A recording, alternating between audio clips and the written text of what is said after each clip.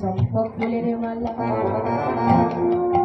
এই না প্রাণ গোবিন্দের বলে চম্পক ফুলের মালা পরিয়ে দিয়েছি। আবার নয়ন জলে বেশি বেশি কেঁদে কেঁদে বলছে ও সুবল আজ মালা দিয়ে রাধার বিরহ রণটি জ্বালিয়ে দিবি। আবার কৃপা করি আমার রাধারানীকে এনে দেখা, কেননা রাই বেড়ে যে প্রাণের রাধা অশোক। এবার কৃপা করি আমার রাধারানীকে এনে দেখা। আজ সুবলকে লক্ষ্য করে বলছি অশুবল অতি এগে বানাই না দেখা। অশুবল একেবারেই না দেখা। অশুবল একেবারেই না দেখা।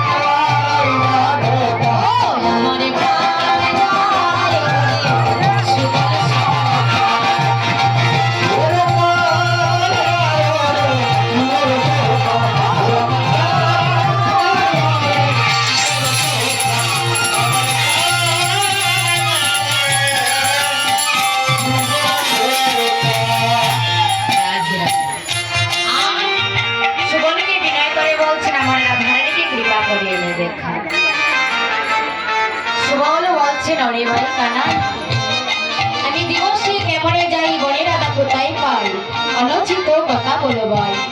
রাধারে মন্দিরে গড়ে কেতারে আনিতে পারি আর কেমন সাহস বলছি তারাইনি আজ আমি কিছুতে তাই রায় ধরে নিয়ে নিতে পারি। আস্তে ধরে যেই না এই কথা বলেছি প্রাণ গোবিন্দ নয়ন জলে কেঁদে কেঁদে বলছি সুবলি তুই তো আমার একমাত্র মরমের সন্তান। তুই বাই হয়ে যদি বাইয়ের বেদনটুকু না বুঝতে পারিস, বাই হয়ে যদি বাইয়ের দুঃখ কষ্ট না বুঝিস, তাহলে এই জগতে কোনো বাই বাইয়ের বেদন বুঝবে না, কষ্ট কেননা এই পৃথিবীতে একজন আপন বাই জানি বাইয়ের বেদন। আর তুই এমন মরমের সন্তান হইব আমার বেদনটুকু বুঝতে পারছিস না। প্রাণ গোবিন্দ কেঁদে কেঁদে বলছে সুবল রে সুবল রে বাইয়ে জানে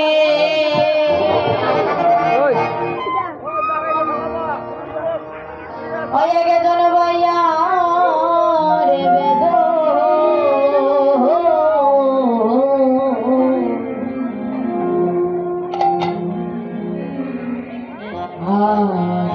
জানিবে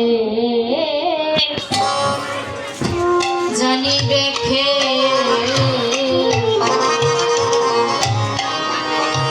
ওরে ভাইয়া জানে বেশি বলে রে ভাইয়া ওরে বেশি বলে রে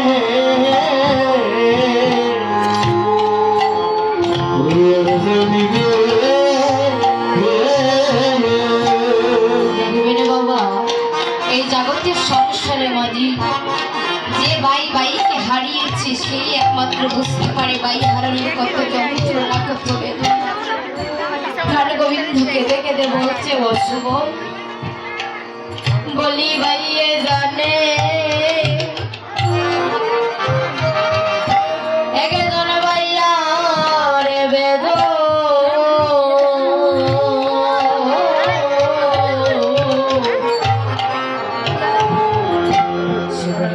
জানিবে জানিবে খে বেশি বলে রে ভাইয়া জানে বেশি বলে রে ভাইয়া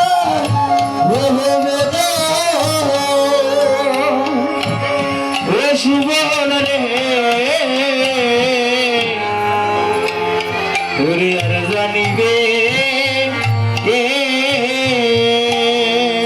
বলে রে বলি আরে জানে তো আমার দক্ষিণী মা ঘরে গর্বে রাখছে